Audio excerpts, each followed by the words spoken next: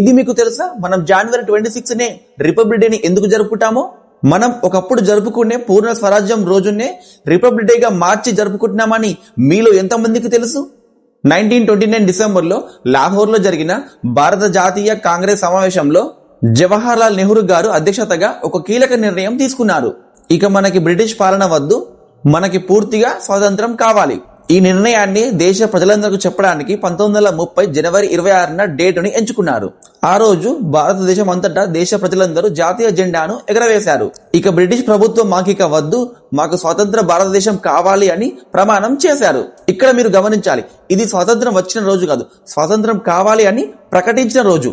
1930 నుంచి 1947 వరకు every year జనవరి 26న పూర్ణ స్వరాజ్యం రోజుగా జరుపుకున్నాము. ఈ నిర్ణయం వల్లనే భారత స్వాతంత్ర ఉద్యమం మరింత బలపడింది.